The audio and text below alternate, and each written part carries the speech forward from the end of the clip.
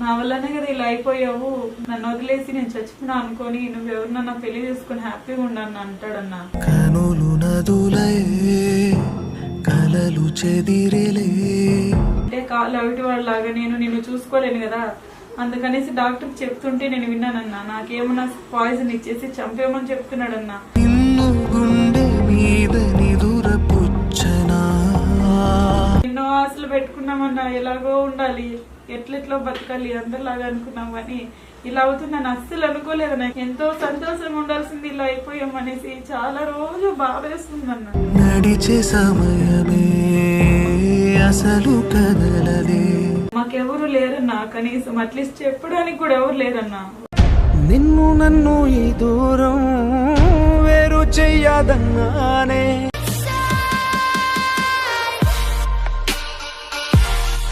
Hi friends అందరికి. ఈ రోజు ఏంటంటే ఒక అక్క తన అంటే లైఫ్ ని లీడ్ చేయడానికి నచ్చిన అబ్బాయితో లవ్ ని షేర్ చేసుకోవడానికి ఫ్యామిలీని వాళ్ళ కుటుంబాన్ని వదిలేసి దూరంగా వచ్చేసి ప్రెజెంట్ ఇప్పుడు ఆ సిచ్యువేషన్ ఎలా ఉందో ఆ అక్క మాటలో విన్నాము. చెప్పండి అక్క, అసలు ఏమైంది అన్న? నేను ఒక 2 years ముందు ఒక అబ్బాయిని ఇష్టపడ్డాను. ఆ అబ్బాయి కూడా నన్ను ఇష్టపడ్డాడు. మేమిద్దరం బాగానే ప్రేమించుకుంటా ఉన్నాము.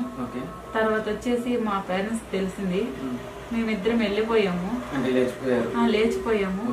తర్వాత ఏమైందంటే మేమిద్దరం వర్క్ చేసుకుంటా ఉన్నాము, తనకి సడన్ గా యాక్సిడెంట్ అయిందన్న.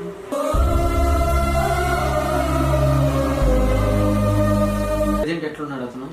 తనకు యాక్సిడెంట్ అయిన తర్వాత కాలు తీసేయాలన్నారన్న. ఇప్పుడు తీసేసారా? పరిస్థితి ఏం బాగాలేదన్న, అమౌంట్ లేదన్న, హాస్పిటల్లో ఉన్నారు తను. మా తల్లిదండ్రులను వదిలేసి వచ్చినందుకు చాలా బాధపడుతున్నానన్న. కాదమ్మా, ఇప్పుడు మీ ఫ్యామిలీ తరపు నుంచి కానీ వాళ్ళ ఫ్యామిలీ తరపు నుంచి కూడా ఎవరు లేరా ఇప్పుడు సపోర్ట్? ఉన్నా గానీ మా ఇంట్లో ఎవరు రానివ్వరన్న మమ్మల్ని. తనకి ఇంకెవరు లేరు, నాకు ఎవరు లేరు. వాళ్ళ ఫ్రెండ్స్ కన్నా ఫోన్ చేసి ఎవరు చూసుకోరన్నా. మంచిగా ఉన్నంత వరకే ఎవరైనా చెప్తారు. తనకి కాలు తీయాలంటున్నారు, హాస్పిటల్లో డబ్బులు కావాలంటుంటే ఎవరు పట్టించుకోవట్లేదన్నా. నిన్ను నన్ను ఈ దూరం వేరు చెయ్యదన్నానే. ఫీల్ అవుతులేమ్మా, చెప్పు ఇప్పుడు ప్రెజెంట్ ఎట్లా చేయాలనుకున్నావు? ఏం అర్థం కావట్లేదన్నా. ఇప్పుడు మీ ఫ్యామిలీకి ఇన్ఫార్మ్ చేస్తే ఏమన్నా కొద్దిగా సపోర్ట్ ఇస్తారులేమ్మా? ఒకసారి చెప్తాను. పట్టించుకోరన్నా అసలు. మమ్మల్ని కాదని వెళ్ళిపోయావు కదా, నువ్వు అలాగే పడాలి, మా పరువు పోయింది అంటున్నారు అన్న. వాళ్ళు రానివ్వరన్నా, ఇంకా తనకి ఎవరు లేరన్నా, ఇంకా నేను తప్ప. ఇప్పుడు కాదమ్మా, నేను ఏమన్నానంటే యాక్సిడెంట్ అయిందంటే పూర్తిగా ఇరిగిందా కాలు? ఎట్లా జాయిన్? విరిగిందన్నా. ఇప్పుడు కట్టు కడితే సెట్ అవుతుంది కదా? లేదన్నా, కాలు తీసేయాలన్నారన్నా.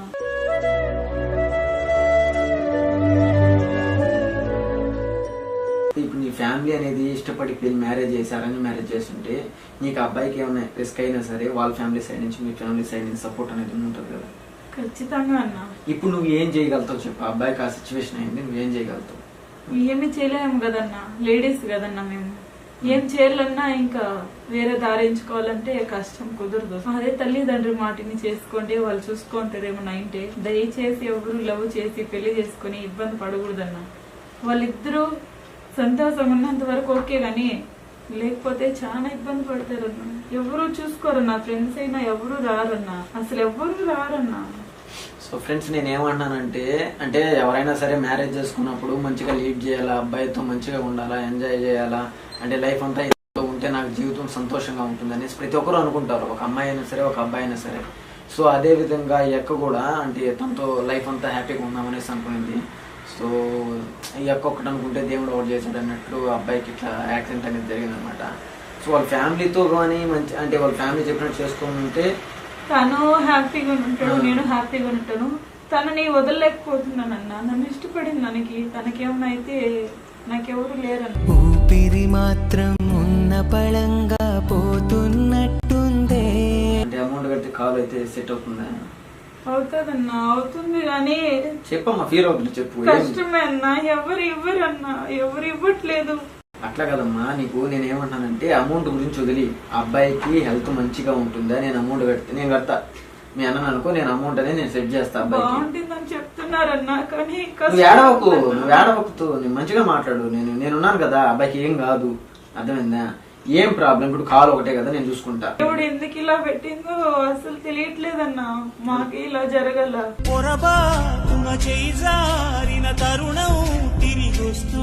లైఫ్ అనేది మనం నచ్చినట్టు ఇంకేం కాదు చెప్పు. ఏ క్షణం ఎవరికి ఏమవుతుంది ఎవరు చెప్పలేము. మంత్ కూడా బాగా చాలా హ్యాపీగా ఉన్నామన్నా. చాలా కష్టంగా ఉందన్న. ఇప్పుడు తనలా నేను ఇలా మాకెవరు లేరన్నా. కనీసం అట్లీస్ట్ చెప్పడానికి కూడా ఎవరు లేరన్నా. ఓదార్చడానికి కూడా ఎవరు లేరు. ఇప్పుడైతే ఇన్ఫార్మ్ చేశారు వాళ్ళ ఫ్యామిలీకి కూడా చెప్పామన్నా, ఎవరు పట్టించుకోవట్లేదన్నా. ఎవరికి అసలు అవసరం లేనట్టే ఉన్నారు. మీ ఇంట్లో ఏమన్నారు? చచ్చిపోయింది, మాకు నువ్వు అవసరం లేదు, నువ్వు ఎప్పుడో చచ్చిపోయినావు అంటున్నారు అన్న ఒకేసారిగా.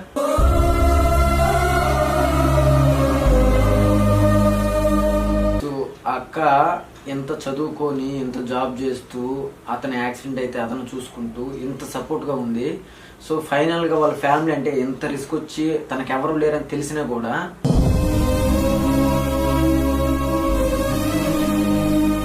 ఇట్లా క్యాస్ట్ వల్ల మ్యారేజ్ చేసుకునిందని ఒకే ఒక కారణంతో ఇంకా కూతురు లేదు చనిపోయింది అనేసి అనుకున్నాము అనేసి చెప్పారంట. జీవితం అనేది 100 సంవత్సరాలు ఎప్పుడు ఎవరి జీవితం ఏమవుతుందో ఎవరికీ తెలియదు.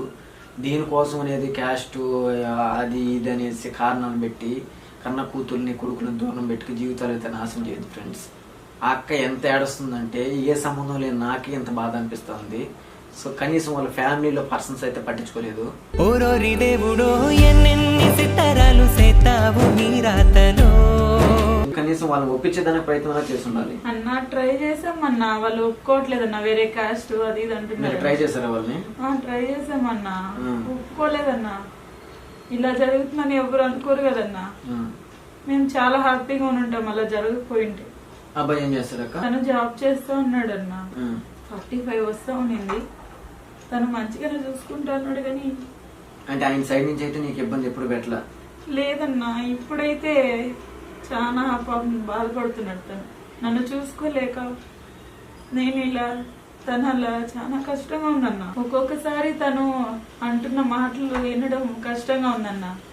నా వల్లనే కదా ఇలా అయిపోయావు, నువ్వు ఎందుకు ఇలా ఉంటున్నావు, నన్ను వదిలేసి నేను చచ్చిపోయినా అనుకోని నువ్వెవరినన్నా పెళ్లి చేసుకుని హ్యాపీగా ఉండను అంటాడన్నా. కనులు నదులే కలలు చెదిరేలే. అంటే కాలు అవిటి వాళ్ళలాగా నేను నిన్ను చూసుకోలేను కదా, అందుకనేసి డాక్టర్ చెప్తుంటే నేను విన్నానన్నా. నాకేమన్నా పాయిజన్ ఇచ్చేసి చంపేమని చెప్తున్నాడన్నా. నిన్ను గుండె మీద నిదురపుచ్చనా. ఎన్నో ఆశలు పెట్టుకున్నామన్నా, ఎలాగో ఉండాలి, ఎట్లెట్లో బతకాలి అందరిలాగా అనుకున్నాం కానీ ఇలా అవుతుందని అస్సలు అనుకోలేదన్నా. ఎంతో సంతోషంగా ఉండాల్సింది ఇలా అయిపోయామనేసి చాలా రోజు బాధేస్తుందన్న. నడిచే సమయమే అసలు కదలదే. ఫీల్ అవుద్దులేమ్మా. ఇప్పుడు అన్నకాడ ఎవరున్నారమ్మా? తన దగ్గర ఎవరు లేరన్నా. అసలు నేను తప్ప, నేను బయట వెళ్ళలే, అతని దగ్గర చూసుకోవాలి, నేను తప్ప ఎవరు లేరన్నా. మా ఫ్రెండ్స్ ని అడిగి ఇప్పటి వరకు 20,000 తీసుకొని అట్లా అడ్జస్ట్ చేసుకున్నానన్నా. తను కూడా అడుగుతుందన్నా వెంటనే. చాలా కష్టంగా ఉందన్న అసలు.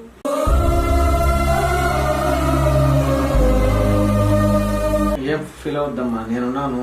ఆ 20,000 కాదు, అతనికి ఏమైనా సరే కంప్లీట్ చేసుకొని అతనికి ఎటువంటి ఇబ్బంది ఉన్నా సరే, సర్జరీకి అయినా సరే, కాల్ ఆపరేషన్కి అయినా సరే నేను ముందుండి చేస్తా. ఓకేనా? నీ బ్రదర్ అనుకో, ఆ డాక్టర్ కాడికి వెళ్ళేసి రోజు కలిసి నన్ను సిచ్యువేషన్ ఏందనేది మాట్లాడు. నువ్వైతే టెన్షన్ పెట్టుకుని బాధపడుతున్నా. లైఫ్ అంటే చాలా థ్యాంక్స్ అన్న. మా పేరెంట్స్ కూడా చెప్పలేదు, మీరు ఒక తోడబుట్టులాగా చెప్తున్నారు, నాకు అదే చాలన్నా. ఓకే ఓకే అమ్మా. నేను ఏమంటానంటే అమ్మా, ఎవరి సిచ్యువేషన్ ఎప్పుడు ఏమవుతుందో ఎవరికి తెలియదు అన్న. మనం ఏంటంటే ఈ వయసు వచ్చినాక లవ్ ప్రేమ ఇవన్నీ పెట్టుకుని తల్లిదండ్రులు దూరం పెట్టుకుంటే కొన్ని రోజులు మంచిగా ఉంటాయి. ఇప్పుడు నువ్వు లవ్ చేసే వ్యక్తి మంచిగా చెడ్డోడని నేను చెప్పడం వల్ల నువ్వు చేసిన తప్ప నేను అంటాంలే. కానీ ఒప్పించి చేసుకుంటే మంచిగా ఇప్పుడు నీ ఫ్యామిలీ సపోర్ట్ ఉంటుంది కదా. నీకు ఈ అవస్థ పట్టుంటుంది కదా చెప్పు. చాలా మంది చేసుకుంటున్నారు కదన్నా, మాకు ఇలా జరుగుతుంది అనుకోలేదు కదన్నా. దేవుడు ఎందుకు అలా మాకు మాత్రమే ఇలా చేస్తారు అనుకోలేదన్నా. మన టైం అన్నది. మేము చాలా హ్యాపీగా ఉండాల్సిన వాళ్ళు ఇలా అయిపోతామని అస్సలు అనుకోలేదన్నా. నిన్ను నన్ను ఈ దూరం వేరు చెయ్యదన్నానే. ఇలా వద్దు, నీకేం కాదు, నేనైతే వస్తాను ఇప్పుడు హాస్పిటల్కి. మీ మమ్మీ వాళ్ళకి గల ఇన్ఫర్మేషన్ ఇద్దామంటే ఇద్దాం, నువ్వు చెప్తే, లేదంటే వదిలే. ఓకే? సో ఎంత స్వచ్ఛమైన ప్రేమ అంటే అతని సిచ్యువేషన్ మంచిగా లేదని తెలిసి నా వల్ల నువ్వు ఎందుకు బాధపడతావు, వెళ్ళి మంచిగా మ్యారేజ్ చేసుకో అని చెప్పి అంత మంచితనమైన ప్రేమ నాకైతే చాలా బాధ వేస్తుంది. అక్క, నీకు ఎవరు లేకపోయినా సరే నేను ఒకటే చెప్తున్నా. సో ఈ మ్యాటర్ అంతా వద్దు, నీ తమ్ముడు అనుకో. అలాగే నేను ఒక్కటే చెప్తున్నా, అతని సిచ్యువేషన్ ఎట్లున్నా సరే అతన్ని తీసుకొచ్చి మంచిగా చెప్పే బాధ్యత నాది. హాస్పిటల్కి పోదాము, డాక్టర్తో మాట్లాడదాము, ఏదైనా సరే నీకు ఎంత అమౌంట్ అయినా సరే నా సాయి శక్తిలో ప్రయత్నించి అప్పైనా పర్లేదు నేను అన్నకు ఆపరేషన్ చెప్పే బాధ్యత నాది. ఇప్పుడైతే హాస్పిటల్ చాలా థ్యాంక్స్ అండి. ఇప్పటి వరకు ఎవరు అట్లీస్ట్ మా పేరెంట్స్ కూడా చెప్పలేదు. మీరు అలా చెప్తుంటే నాకు చాలా సంతోషంగా ఉందన్న.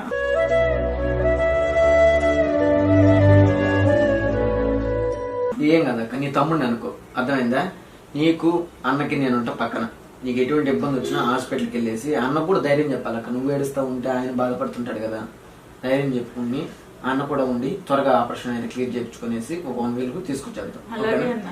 ప్రెసెంట్ అయితే ఇప్పుడు నీ సిచ్యువేషన్ బాగాలేదన్నా కాబట్టి ఏదైనా మెడిసిన్ కి ఏమైనా తీసుకున్నాను, నా దగ్గర ఒక 20,000 ఉంది, తీసుకో.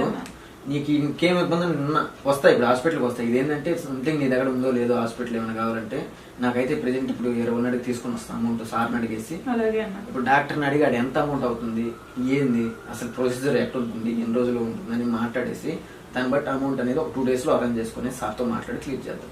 చాలా థ్యాంక్స్ అన్న. నువ్వేం భయపడద్దు. ఇప్పుడు నిన్ను కాదన్న వాళ్ళే ఒక రోజుకి మా కూతురు మా బిడ్డ అని చెప్పుకునే విధంగా నేను చేస్తాను, ఓకేనా? నువ్వు ఆయన స్వచ్ఛమైన ప్రేమని వదిలిపోలేదు కాబట్టి జీవితాంతం లక్ష్యంగా ఉంటావు నాన్న. నువ్వు తల్లిదండ్రులను వదిలేసి వచ్చిన గొప్ప అని చెప్పడం అది రాంగ్ స్టెప్పే.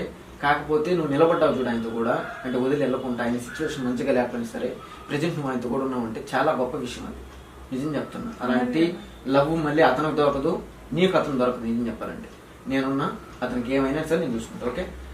సో పర్లేదు నాన్న, అదేం కాదు. సో ఫ్రెండ్స్, మనకు తోచిన సాయం అనేది నేను చేశాను. నా సిచ్యువేషన్ ఆడ ఎంత అవుతుంది ఏందనేది మాట్లాడి ఒకవేళ మ్యాక్సిమం నా వాళ్ళైతే ట్రై చేస్తాను. నేను ఆడికి వెళ్ళిన తర్వాత ప్రొసీజర్ అనేది మాట్లాడి మీకు ఒకసారి ఇన్ఫార్మ్ చేస్తాను ఫ్రెండ్స్. లవ్ అనేది చేయొచ్చు, కానీ చేసిన తర్వాత ఒకవేళ మ్యాక్సిమం ట్రై చేసి మీ ఇంట్లో ఒప్పించి మీ ఇంట్లో చెప్పి ఆ పర్సన్ గురించి అంటే ఒప్పించి చేసుకోవడంలో కొంత బెనిఫిట్ ఉంటుందంటే నీకు ఏదైనా రిస్క్ వచ్చినప్పుడు నీ ఫ్యామిలీ సైడ్ నుంచి కానీ వాళ్ళ ఫ్యామిలీ సైడ్ నుంచి కానీ కొద్దిగా సపోర్ట్ అనేది ఉంటుంది అనమాట. ఇప్పుడు వాళ్ళు ఏదో అంటారని దూరంగా వచ్చేసి పెళ్లి చేసుకొని ఇట్లా చేశారు, ఇప్పుడు ఇట్లా రిస్క్ అయిందనేసి ఎవ్వరు ఒక్కరు కూడా అతని కాడ కనీసం అక్క తప్ప లేడీస్గా ఎవరు 1% కూడా, ఫ్రెండ్స్ కూడా ఎవరు రాలేదు. సో ఫ్రెండ్స్ అనేది కానీ ఫ్యామిలీ మిగతా వాళ్ళైనా సరే మనిషి మంచిగా ఉన్నప్పుడు మాత్రమే ఆశిస్తారు. ఇట్లా ఆపద వచ్చినప్పుడు మాకు సంబంధం లేని విధంగా ఉన్నారు. సో నువ్వేం బాధపడద్దక్క, నీకు నీ తమ్ముడు ఉన్నాడు అనుకో, దేవుడు నీతో ఉంటాడు, ఓకే? పోదాము, అన్నకు మంచి చేసుకొని ఇంటికి తీసుకొద్దాం. నీకు ఆ రూమ్ ఇంత రిస్క్ అయినా సరే నా రూమ్ లోకి తీసుకొచ్చుకుంటా, ఓకే? ఓకే, పర్లేదు అక్క, బయలుదేరి పోదాం.